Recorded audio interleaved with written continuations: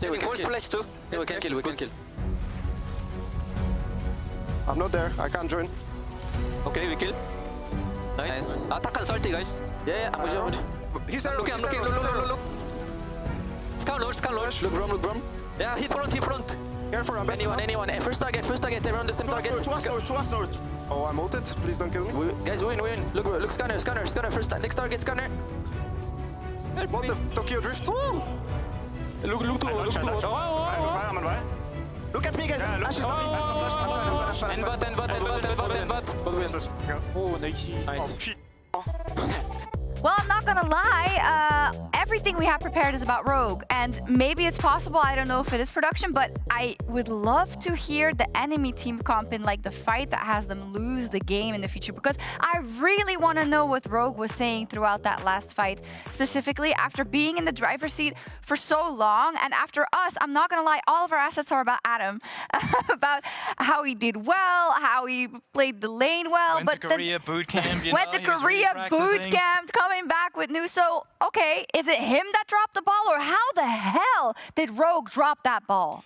I think there's a conversation to be had about dopamine versus substance. Okay. A lot of what Rogue were doing with this fun movement speed Aurora build, which by the way topped out at about in real world 18 miles an hour, got about 1,000 units. Yeah, he ran straight to it. I did a lot of napkin maths. I was like, oh, they won this game. I'm just going to figure out how fast the Banui runs. Very fast, turns out. But that was good for the 1v1 because the tanks can never escape in a sideline. That's great. You're winning the individual matchup, but that's good winning the 1v1. What about the objectives? You're losing dragons, you're losing Atakan, and you get to a point in the late game where that 1v1 doesn't matter anymore. You've gotten the value you're going to get out of the side lane. Where are the actual tangible permanent benefits you get for the rest of the game? And they slipped up on that level. And that's why I would really like to take a look at some of these objectives. I don't care about Adam's build. You can have yes, look at what we prepared. Honestly, it's beautiful. It looks great. We're going to break it down. He's super fast. A lot of value in that W. I want to get it away. I want to go into that third dragon where Rogue is sitting at the game. They have a 3k gold lead at that point. Okay, and they're literally doing nothing. I mean, okay, well, they just really want to taunt us on this, right? Adam's looking great, guys. It's really fast. We get it. Rogue never lost this game. It was all Adam. Don't worry about it. I don't know how much clearer we can be, actually. This is what the game should have been about. It should have been about this. The Aurora is really good from ahead. I know there's been a lot of people... If we get his tweet too, I'm going to actually... Oh, man. Like, I get the dopamine of this. This feels great, but you have to get actual game-ending and game-sealing advantages. Obviously, this is not where the game ended. This is what we should have been talking about, and that's not what it ended up being. It is. I hope we get that dragon then. And also, it's actually funny. I won't tell you who said it, but we were kind of looking at the game a little bit, and as it was not going that well for Team Heretics yet, we obviously had the Cho'Gath coming out. And the person who was here from one of the teams said he will just do that. Kamiloo will just blind pick also Cho'Gath and slam it in either situation. And we're like, okay, then this is probably not going to work out. But now he's going to keep picking it. I mean, not in this day, obviously, but yeah. So give me the Team Heretics,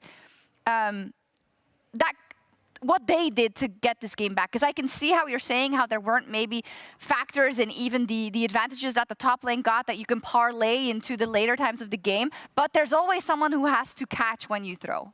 I think the big thing is that if you get yourself kind of a dragon sneak away here or there, and you get yourself that Atakan, in that case is like a bigger win, you give yourself just that extra ability to not take a hard fight at an important point in the game. You can drag it out a little longer, and then you get to a point where you have triple tank frontline. Skarner, one of the tankiest junglers in the game. Cho'Gath, one of the tankiest mid laners in that kind of position too. And it allows you to play very, very strong front to back and play around the objectives to actually get that soul at the end of the game, which can actually win you one of these situations. And also, they decided to sell their top laner. They never gave Carlsen any resources. Every time he was died, it's like, that's great. You're 2k down, but don't worry. We're getting a dragon. We've got this. Yes. And in the game, that sounds like mega cope. Right? But apparently it does work, and I think it's also Malrang dropping the ball a bit. Love his early prioritization. He decided to help Larssen out with a push instead of trying to find some pressure down towards the first Drake. It was a bit difficult. They didn't have butt push, but it's still one of those things where it feels like they are in a position where they could contest some of these objectives, but they're not really leveraging the fact that they could. Do we have the third Drake? And do I would we have love the to final know. fight?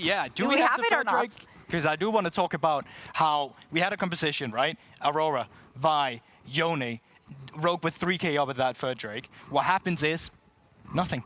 They don't fight. We they played don't it find already. a target. Did you see it? No, that was not the one. That was the one where Braum stole the dragon. Oh, okay. Which is also quite funny. Which is also hilarious, yes, to be but fair. It's one of those things where it's like you're sitting with a 3k gold lead. You were that third objective where you're supposed to take the fight, right? Yay. And and you can just turn. Like, you turn, you're 3k up at this point. Like, you're supposed to just go for it. Oh, no, this is the steal again. I mean, it might be the same. It might be the same one to Guldborg. It might be the same, but I was still it was still one of those things where you're 3k up.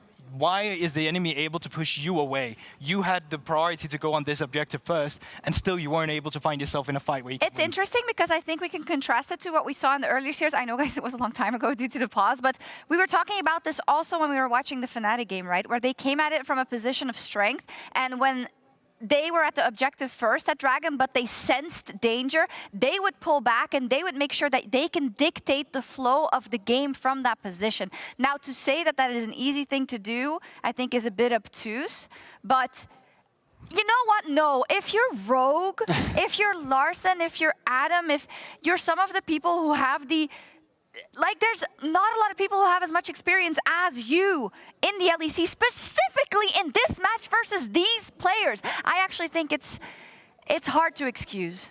And you know, this is now a situation where Rogue realistically should have lost against Heretics last split. They somehow got away with that win. They didn't get away with it here. And now they're in a position where a team which realistically are fighting with very closely. Let's go. I want to see it, man. Team Heretics 2-0 them. Come on. Vamos, indeed. To be the same thing as well. I'm not talking about the right, it was a right, you know. Legal distinction. That's a very legal distinction from us as well. Now, when we get into this game, give us the same love and courtesy that we got from game one. You know what people don't talk about enough? Kamiloo's smile. That was not where I expect that sentence to go. What a lovely smile that guy has. That is true. And we'll get there. We'll go through the pans, you know, all the players. There's Carlsen. To his friends, Carlsen, or Carl, depending on which friend you talk to. The big lad, the man himself. Look, there he is. It's a nice smile. Oh, we have to skip that. He's a nice, yeah. Can we go? There's Sheo again. Let's get it. There he is. A lovely smile always. When he's smiling, this is the one moment. I was going to say, yeah, you kind of... 10% of the time he's not smiling. That was then. Now, hands together, what do you make? Definitely prayer hands, because I'm curious as to exactly how because even though Rogue kind of took control of a portion of that game, I still wasn't the biggest fan of the way they came about the draft, which it felt like gave a lot of comfort and answers over to Heretics in how they wanted to approach the composition. So I'm curious exactly what the new game plan is for them. Gwen is up and available, and it looks like Gwen will immediately be taken by Oh my god, someone loves Gwen. Holy. Well, yeah. Is there someone there ready to howl for Nefiri? Because that is also an option in this game. Yeah, I don't think Sheo will be the one to bring it out, though. I think Sheo, like, we've seen him, even when he was back on BDS, like, trying things like the Karthus and these kind of things. I think he's better on things like the Sejuani and the more tank-orientated jungler, so I'm not fully surprised to see this, but now Carlsen... Is Malrang is a question? I mean, Malrang has been playing in solo queue as well, so it definitely could be, but okay, gonna be the Pantheon. He's definitely a man who likes to have early aggression and early play potential, and Pantheon has that in buckets and spades. But I do think for Carlsen, you end up taking the Jacks on the opposite side here to round out the draft here for Heretics. And I think at least on your 3 picks already, you're relatively happy with what's being brought to the table, and it's going to be on Rogue to try and find some sort of, I feel, tanky engage tool here for them. Maybe that's where Execute wants to go back towards the Rel on the final picks here. Okay, well, Zin's out. Home can get a little bit sadder. I guess it's just one of those things in the EU maybe like gets prioritized in the East massively, and we just might not ever see it here. So for the meantime, as you said, the Jack's really good option. Excuse me, it feels like the pairing with Sejuani is still one of the best in the game. Just wait for that to get locked in. It will not be the other kind. No, I think it'll be the Jacks. We then go into the next rotation. I think you ban away engage supports here against Execute, so things like the Rel, maybe even a Rakan as well, just to try and set yourself up nicely. And then from that position, you're actually perfectly fine to just go, like Leona maybe is the only other thing that you might have to worry about, but you can even take that on your next rotation if you're really wanting to. But I think overall, it's just making Rogue uncomfortable with having any sort of engage tools in their kit. I feel like as well, outside of the Leona, as we kind of go through Fearless, you know, again, Rel was brought up in the conversation, was still a priority support, still very good. Orianna taken away, Dagda. What do you start thinking about? You like, pretend you're Isaac Newton. Orianna fell on your head, the ball. The Orianna ball fell on yeah, like the apple. Then what do you and I come up go with? gravity. Oh my god. Yeah, then I'm surprised to go mid lane at all, because like as I was kind of saying, I think you do end up with the support bands, and then you just go for mid lane counter pick once you have a guaranteed answer as to where this Corki is going. So I'm kind of surprised to see this, because I still expect Corki mid here for Larssen, and then AD carry selected later. But Poppy going to be the final ban. I don't think that's really what rogue we're going to go for in this sort of situation. I really do think it's going to be like you go Leona, they end up going Rel, or vice versa in this sort of situation, and then you're playing for this big engage tool from the bottom side. You're right. Someone was taken off. One of the pairings of the Ezreal lane. Maybe Rakan's an option. Talked about Rel, of course, there before. Now, what's up? Take it away. Okay. Rakan's still up and available. Yeah. Leona was talked about a lot, you know. Yeah, Nautilus also did get buffed coming into this patch, so you still got tools there, and maybe that's why Heretics were like, look, there's always going to be something available for the support engage, so we're not too worried about it. But Leona, Rakan, an option here, and I think then it's a case of you counter pick potentially with the Nautilus here, as Nautilus is pretty nice into the Rakan, but I think Leona can work fine as well for the laning phase if you want to play a little bit more aggressive. You want partnerships with the jungle though. Mid-jungle pairing here with Zhao. Taliyah would be nice. Double AP solo lane while Zin's out. Just so much early ganking potential. I think it does just give a lot of value to Merc Threads on the top side though, even with the Xin Zhao. I think the value of having both the Merc Threads on the Jax on the opposite side are perfect. And yeah, so the Nautilus there, great into the Rakan. Basically the idea is, as Rakan engages, or as Rakan is trying to dodge back to his teammates, I just plonk that ultimate on top of the Rakan, and he just brings that ult into the rest of his team. So you kind of get a 2-for-1 special on the ultimate, but Hwei going to be upside. I think this is a great call. We already kind of highlighted there is not an awful lot of engage on rogue, so let's play a range with the Ezreal, with the Hwei, and just look to poke you down as you try and get into the fight as rogue. And as well, scaling sides when you have the Jax too. On the other side is rogue. They pull out this Gwen B1. Now, Gwen has just been insane at the moment. I know it's been talked about a little bit before. I know, again, we saw it earlier today. Insane in solo queue, but so far in the LEC today, because we got it from Lot. Yes. Now, Dagda. It's been played, but it's been played at a loss. I will tell you, however, that here for Adam, I had a lot of faith after the first game, because I feel like Adam was one of the biggest carries in game 1. Yeah. And the fact that Rogue lost game 1, there is no way any Rogue fan, or I'm sure the coaching staff would accept that. That should have been a win. But the throwaway to Team Heretics puts them in a lead. Remember, best of 3's fearless. One single game to go for Heretics to clean this out. Otherwise, if we go the distance, this would be the kind of series that would go the distance. Let's be real. Game 1 ended up being a, what do you call it, Bedlam Barney? Yeah, I like both of them. Wunderbar. Bedlam Barney, yeah. Whatever, but I do, either way, I think you're in a decent spot here as Adam to try and get some sort of control into that top side, but we're going to see exactly what the game plan's going to be as we load on into game number 2. If you're counting along at home, remember that 2 comes after 1. But before 3. But before 3, crucially, 4 is right out. Yes, I'm Australian, but I do know multi-person. I have done my homework for today. Oh, Carlsen. He is getting pinched out. Good dredge line here from Execute. Root not going to come down. Counter-Strike is the start. Carlsen trying to hold on to his flash, but I don't think he can. He's going to have to burn it. Ignite comes down and Executes Ignite for Carlsen's flash. Might have to walk back to the lane. Yeah, won't have to TP, but there's his summoner. Yeah, Carlsen has unfortunately been the target of everything Rogue has offered in the early gauges in game number 1 and number 2. And I think it is just to set up Adam.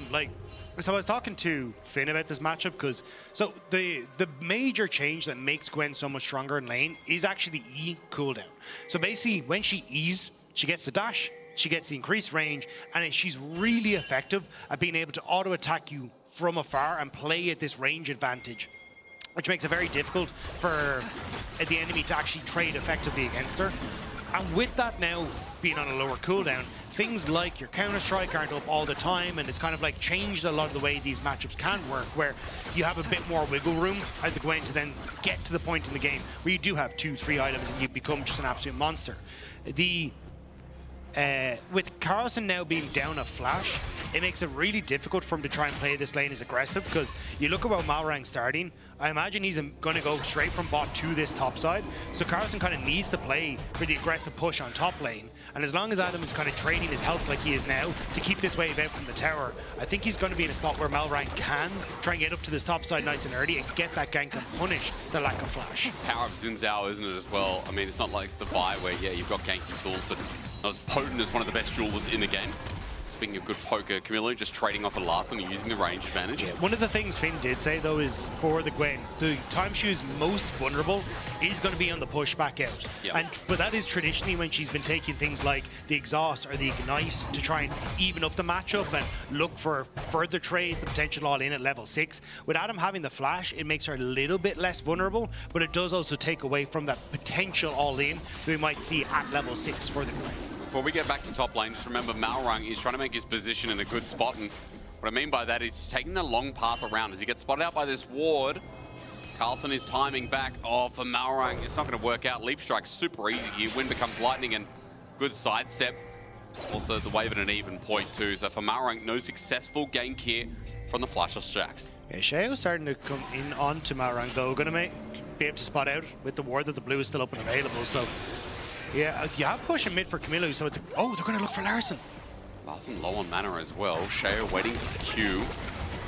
The rocks are placed down, and Kamiloo just behind enemy lines, putting down some poke as well, trying to deny this minion wave. So cheeky little denial of 2 minions in the end, maybe 3, and that starts building a small CS lead for Kamiloo. Yeah, you can even see Stend starting to roam up towards this mid lane as well, trying to see if he can get involved. So at least Larssen managed to hold on to his life, but lacking mana, lacking any sort of push out, may need a bit of help to make sure they can get a decent reset off here without losing too much on mid wave.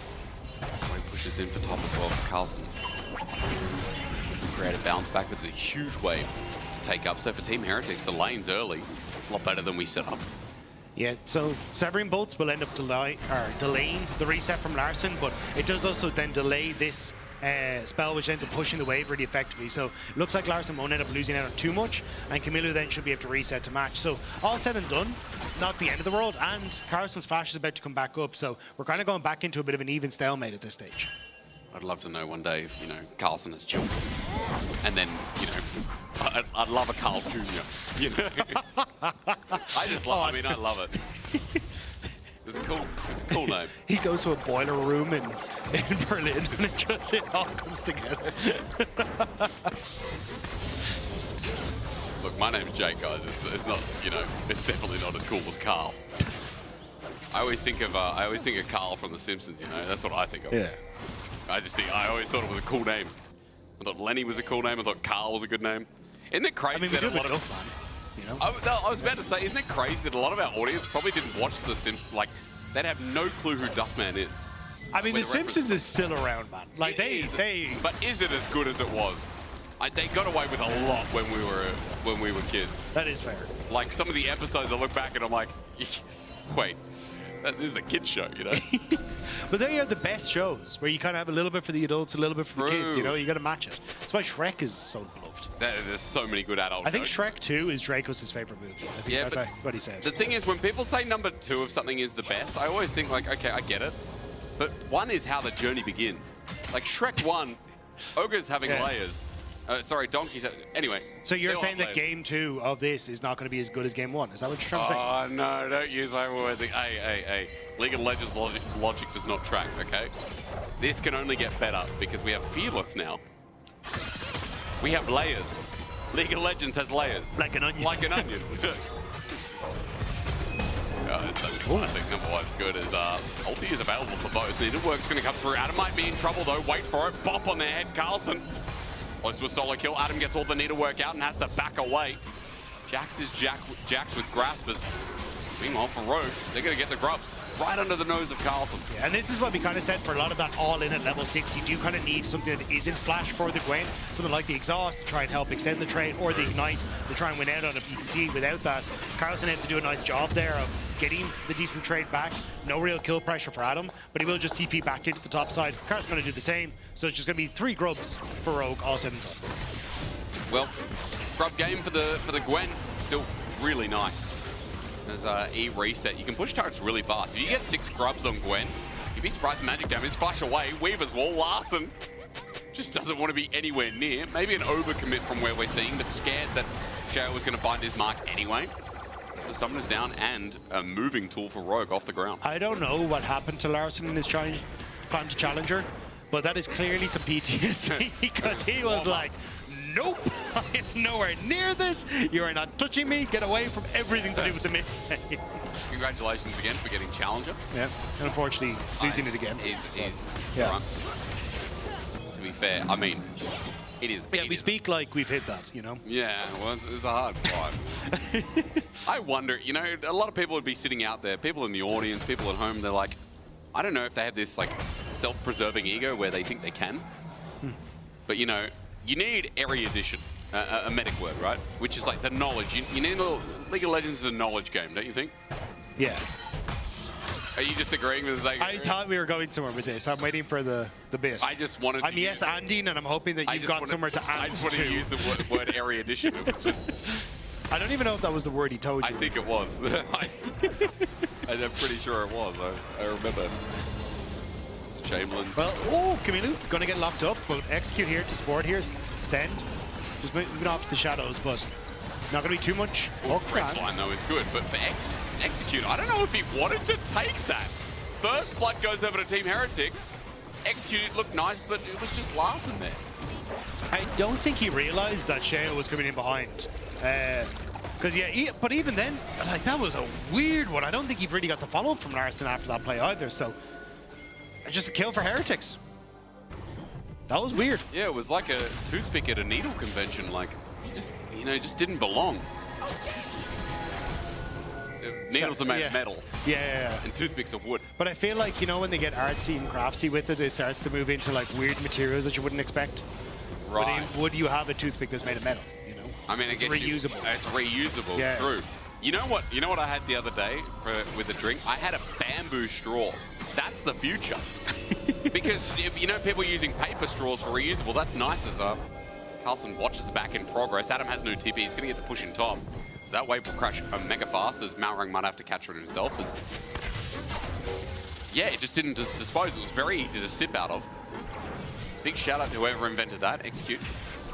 I think it was the Pandas. The Pandas. I heard they're big fans of bamboo. Right. Yeah. I love bamboo. You know, huge play. Now, a little bit of yapping going on. Reason? Well, it's just us, isn't it? But also, because this early game, been pretty chill. I mean, outside the flash wasn't punished in top. The kill that went down mid was a bit of a mystery. You know, Kamiloo's in a really good spot. 350 gold lead just about with Blackfire Torch. And with Dragon, the only thing that Team Heretics have lost are those grubs here. So early game is mega chill as they're setting up for grubs again in 30 seconds. Yeah, and I think that's basically it. It's the immediate TP from Kamiloo into mid lane to shove out the wave to now move across. You still got Carlsen in a position to actually play aggressive on the wave stage, especially with the support he has here. So I think it's going to be pretty difficult for Rogue to try and contest. They are shifting Execute up here to try and make something happen, but you've got all 5 members of Heretics somewhere in this top half of the map. Adam knows he's got Malrang behind him, so he doesn't care about Sheo, trying to force him off the ward. Execute going to be here first, but Stend not too far behind as he moves up through river. Flakked also on the way. It'll be 5 members in top eventually. As that push from Larssen down bot is just hoping they can draw either a TP or get some turret plates for the trade. Carlsen's TP isn't up yet, so for the moment, it's just Larssen alone with his bot lane turret. Should be able to get some turret plates for it, which would be nice. But and you're only kind of answering for the Void Grubs from Heretics side, so I think Rogue happy to go for that trade and just say, hey, we've now got a ton more gold, well, a ton more. We're going to a good bit more gold on towards Larssen and helping him out from what had been a bit of a disaster thanks to that hook from Execute in the early stage. Just to see what Team Heretics might get in response as well as the grubs, the push in for top, the push in for mid. Mashed out nicely by Rogue, and 11 minutes of the game. I advise you all at home to take a little bit of a seat. Because we have to wait for Dragon. Yes, sure, the fight might come through. We're not really in first item territory though. Dagda, what are your thoughts as Larssen TP's in?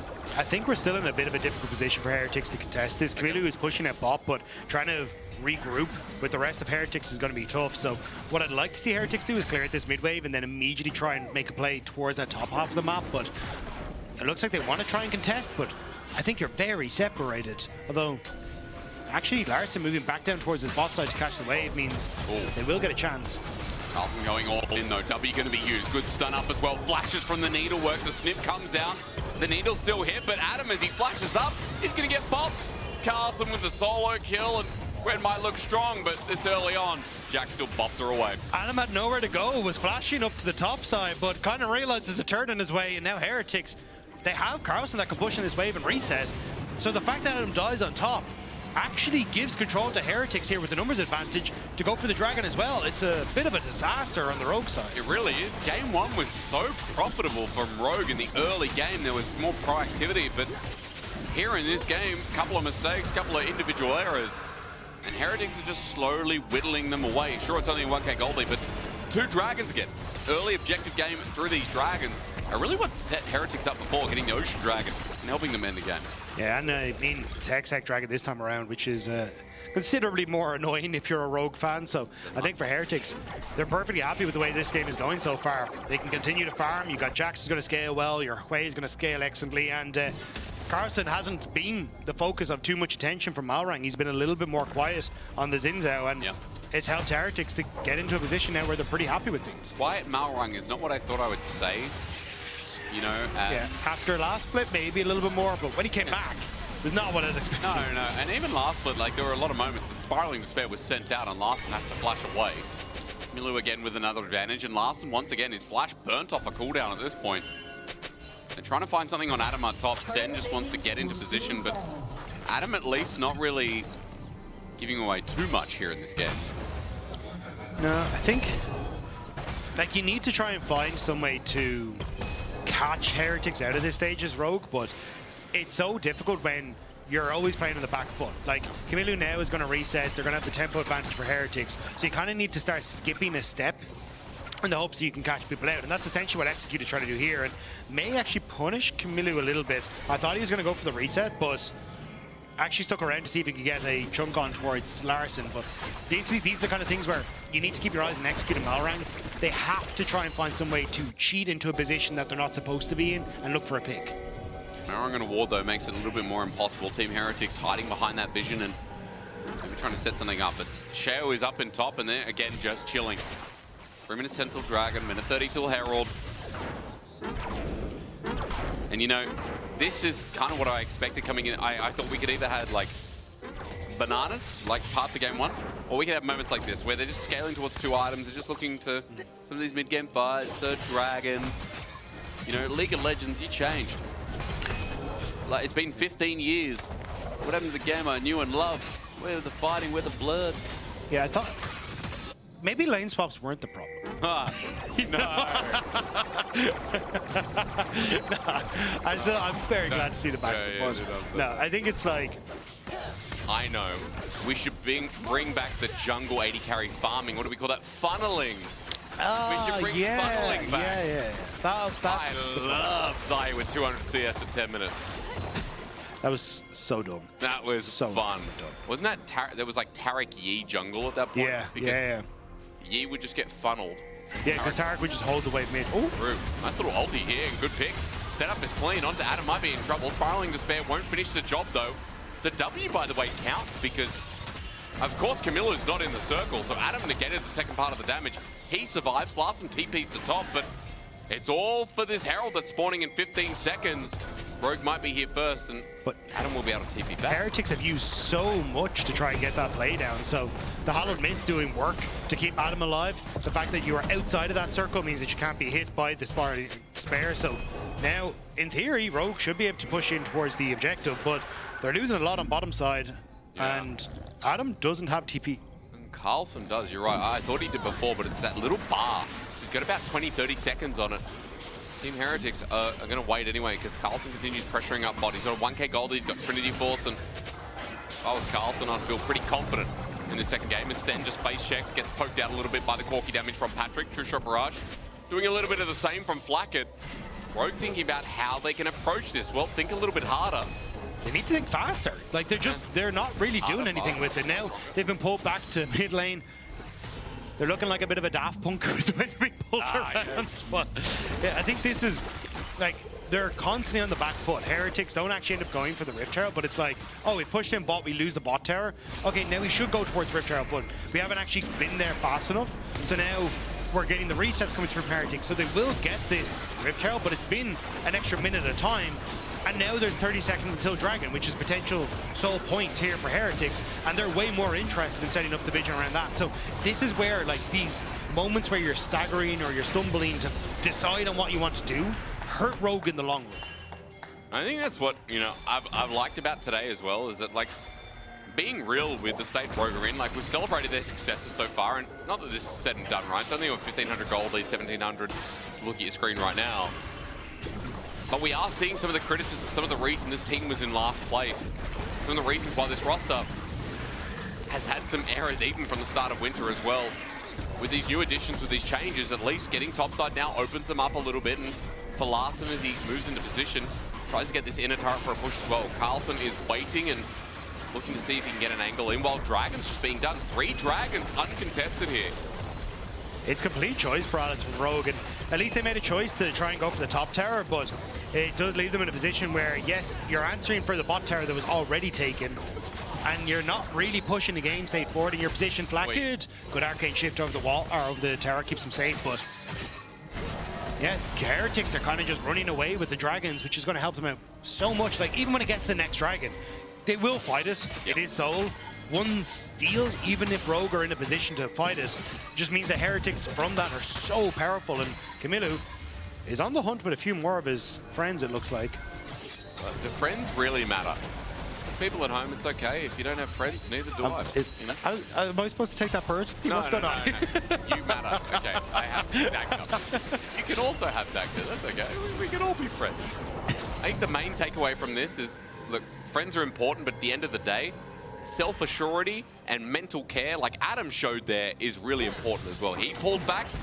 He got back in his den. I'm not going to lie. I think last game he really wished he had some friends because he was doing great on the Aurora. Adam needed friends. Okay, there were times he really needed friends last game. Because that Aurora, like, that's a game that hurts to watch because you're like, at that point, you're like, okay, Aurora got ahead. 8-0 Aurora or something. And then to lose that game just feels bad. Here in this game, Adam has withstood a lot of pressure. Carlsen with 1k gold lead, but Adam has had constant attention.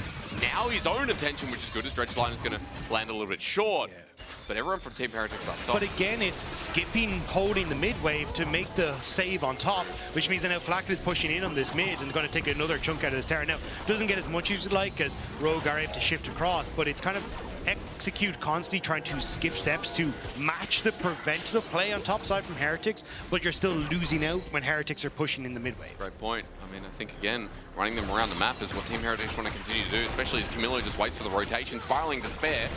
That was a little bit short. Kamiloo just out of range from finding Larssen. I mean, it's worth a shot at this stage because you're not really going to get too much else out of it.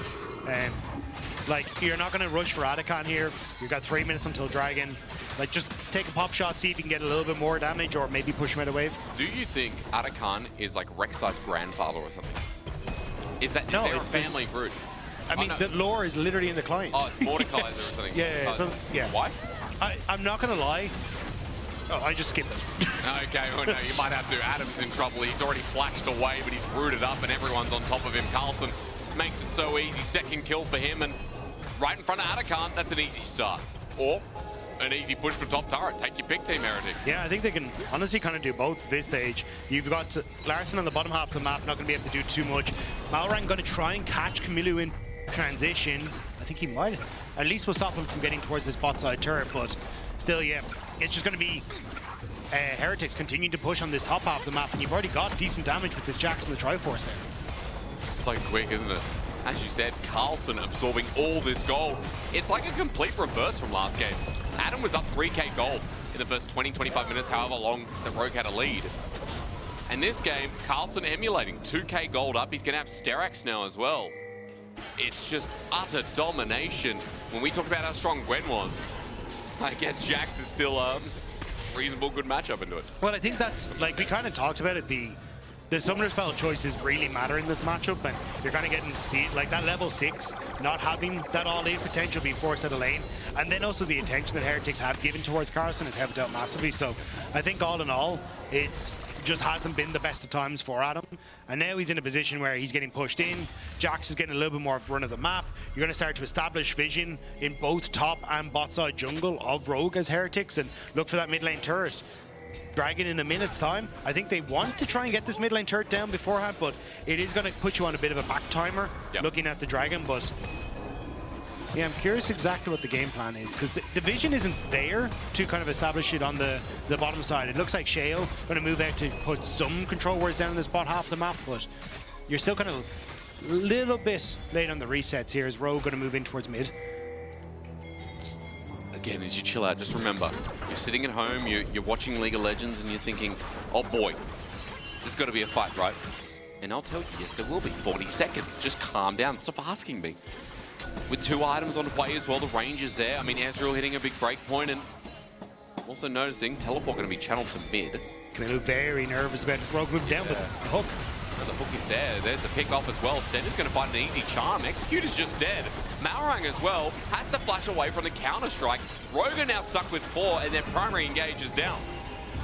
Execute ends up going in, but you hadn't even got the resets from Rogue finished yet. Adam was still trying to make his way out of base, and now Heretics, they're demanding control over Dragon. They're going to lose soul. And mid lane turret. Carlsen's almost going to get mid. He might die for it. No, Patrik can't follow this. Weaver's Wolf can, though, and Carlsen gets a demand of 3 people. Flash away. Adam, seismic shove, and Malrang. Meanwhile, he's dead to Kamiloo. Rouge are doing nothing. They're just... And Hextech soul. It hurts. After watching game 1 from Rogue, it genuinely hurts to watch this game. I mean, especially after game 1. Like, they had control of game 1, couldn't close it out. And now in game 2, they're kind of just being late to the party. It's skipping steps, not setting themselves up properly, and they came Flakked now a day late. Gonna chunk us. You know? It doesn't quite have it. But yeah. Rubs? They'll get on there. Flakked singing. How do I do it? Mini waves coming in anyway. Yeah. But now, Hex XO, you get set up for Baron when it spawns in a minute's time. Like, you're in a phenomenal position here as Heretics to just keep this play up. Well, I mean, look across the board, see a 4K gold lead. Mid's now open as well. Hextech Soul, as we mentioned, and Kamiloo's just moving in. Waiting. He's on a ward, though. That's the only benefit right now for Rogue. Maybe setting up for a pick to get their first kill of this game, but they're on a ward themselves. Execute walking through. He's going to flash. Kamiloo uses it as a bait, but for now, the poke is still there. First kill. Rogue finds something. Larssen had to flash again. Laure loves using his flashes. Execute is just on the wrong side of dodge. He's now dead. So it ends up being a trade.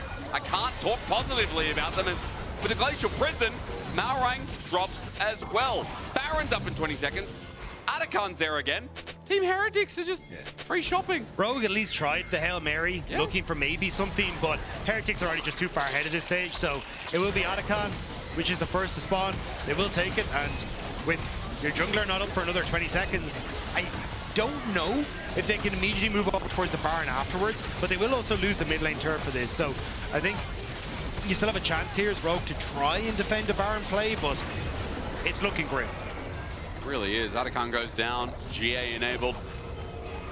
And Baron will be the next question. We look at the replay here though, Dagda, because again on a ward, this is their fleeting play. Yeah, and look, it's a good call. Kamiloo was out of position. You can see where Heretics were, but you end up using so much to try and make that play happen. And Carlsen knows that he's in a really good spot. The team is there to follow him up. He's just about trying to separate out people. And then also the ultimate coming through onto Malrang sets up beautifully. So Heretics just respond well. That's all you can ask them at this point. I mean, it's been a pretty clean game from their point of view. While being a little bit doomsday on Rogue, I think for Team Heretics, like some of the flourishments, that's a Jack Spectre word, definitely seem to be flourishing. You know, what's his word again? Foundationalized. Foundation. Flourishalized? Flourish. What did I say?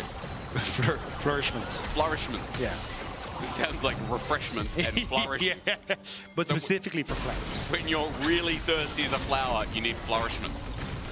And so when you foundationalize what Team Heretics have done in this game, you're looking at only good things. Now, Baron is just being taken by a two-man from Kamiloo, from Sheo, going to be spotted out. This might give it a little bit of an opportunity to Rogue. Maybe Dagda? Maybe, but Yeah, they're just going to turn and burn on towards Rogue as they try and enter here. And they have no vision, so they don't know that it's actually been stopped. Executes dead in an instant. Larssen with a good ulti, but Carlsen is zoning out 3 people. Seismic shove, but Carlsen has a GA and he's taking no damage. 2 dead. And while Rogue go to check in the end, now Baron's definitely gone. Yeah, Heretics just wanting to prove that Winter Split, that bout was just a once off. Yeah. Well, Kamiloo needs a little bit of help. Getting it flashed on. I mean, for Adam, fair play. He's going to go into GA. Stend as well. Team Heretics, 2 of their members stick around while Baron is going to be done. True Shot Barrage can attack Dagda. They are low.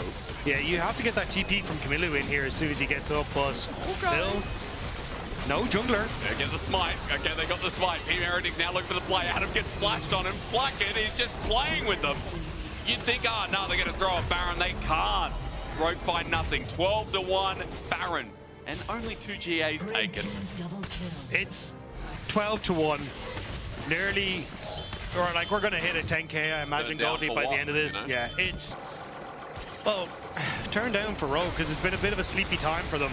Execute gets caught out. Carlsen ends up getting knocked over the wall, and even the flick board here guarantees that the stun comes through on towards Malrang, which means that he then falls. And it is a nice turnaround, and fair play to Adam. He's trying desperately in both these games to make anything happen. And it's once you get the slow off and the needlework, you can actually make some stuff happen, but Heretics, they just bring it back. They're too far ahead. Now, Malrang is the flash. Does indeed, as the ulti gets sent out. Carlsen pops down another turret, and you can see the Red Bull Baron power play is going to start compiling. Sheo does have to flash away though, but Carlsen is going to spin to literally win, and Adam runs in, just about to die. True Shot Barrage with Hex Deck Soul. Yucky. Carlsen goes golden to save his life as the poke is coming through left and right. Kamiloo does it as well. 4 kills on this mid, and they're going to run into the base. They're breaking the sound barrier, literally. Team Heretics with a minion wave behind them too. We're just trying to end the game. They're sticking this. They got dinner plans stacked up. Well, it looks like they're eating up Rogue as they start to move over towards that middle wave as well. The tower soon to fall. Sheo a little unhealthy, but still kicking. Flakked is just diving underneath this last Nexus turret. Nexus spare, 1 more kill to add to the mix. Team Heretics, game 1 might have been close. This huge comeback, but game 2 was a sleeper. They put Rogue to bed 2-0 to open up the LEC Spring. A confident win from Heretics in that second game. There was none of that early pressure coming through from Rogue. Malrang looking way more hindered, not having that kind of tank engaged jungler, and from that, Carlsen getting a much easier time to actually be a bit of a nuisance in this game, and Heretics overall to take over. I mean, Carlsen had you know, like even that Ambessa game, came back like 3k gold, some really good ultis. I think Carlsen is once again feeling pretty good. Yeah, but it was a team step up across the board. It was indeed. Every single lane, right? Yeah, I mean, Kamiloo had a great job mid lane, looked fantastic. The engages were sick. Stend even covering for a lot of people as well. So across the board, I think step-ups for Heretics. Both be a key player of the series at LEC on X. Carlsen, Kamiloo, or Stend. Now, as always, I don't give an opinion, but... Never. Not once. I am excited about the prospects of Carlsen and Kamiloo both. I think these guys have a lot of talent, and I think last split we saw elements of it. I mean, especially Carlsen as a top laner. Look at that guy, and I think... I mean, he had the sick Kamiloo game. He had some great games. He's had a few couple of sick games. It was a good Jax game. Got attention from Sheo, but to be fair, Carlsen really holds pressure well. Yeah, and I think also a good understanding of the matchup, right? Like we saw the level 6. Yeah. He didn't scurry away as that ultimate. He was like, no, I'm going to take the fight. And really set up. And again, I think the Stend kind of understanding where he needed to be on the map, like game 1 covering on mid-wave to then open up roams to those side lanes, and even in the early game in this one, roaming up to try and help out Kamiloo in the mid lane. So, and the Hwei was great. So I think overall, phenomenal stuff. Yeah, I mean, Kamiloo's also developed really well. That's why Team Heretics, they're a year on roster, aren't they? Yeah. They're a year on roster where you watch them develop, and I think, again, you can be excited about the prospects of Heretics. A good start to the split here in spring. Dagda, Hysterics leaving you with an interview on stage with Laure and Flakked. Thank you so much, guys. Welcome back to the stage for the Marriott Bonvoy post-game check-in with FLICKR. FLICKR, thank you so much for joining me. Thank you. 2-0. But I want to ask about the way you guys won this first game. Like, I couldn't believe it, could you? I mean, this game one, it was really. I mean, I think it was a bit, you know, getting back to the LEC studio for everyone and everything, because we were really shaky.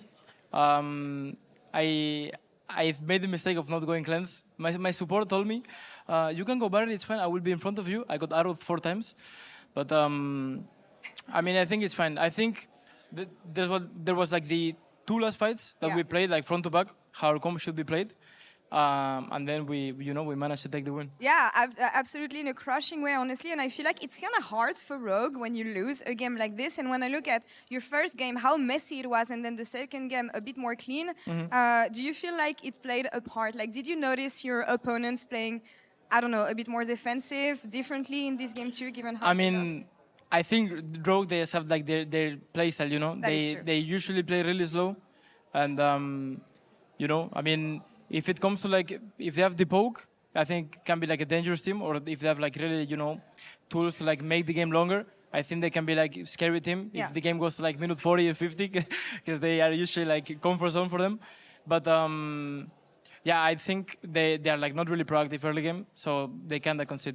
You say Rogue have their style. What is Team Heretics' style? Because talking to Carlsen ahead of the series, he was telling me that you guys want to work on being more aggressive, more incisive in that sense. What is going to be your style about? I mean, for sure, we want to be like more aggressive, especially compared to what we show in winter. I think we still have a long way to improve. But I mean, today it's hard to show because, you know, 2 people fight if they want to fight. So if only one side wants to fight. But yeah, we're definitely working on that. All right. Last question for you. Isn't it too hard to have 3 French players in your team? No, I mean, it's fine. I love them all. All right. They really spam sometimes French comps, but that's completely fine with me. All right. But I mean, they're really funny and they're really nice to be around. Amazing. So I really love them. I'll teach you some stuff to flame them, maybe. Flakked, thank you so much for the interview. That's all for us here on this side of the stage. We're going to make a short break. You see the teams behind me. MKOI is gearing up to face off against G2 right after this.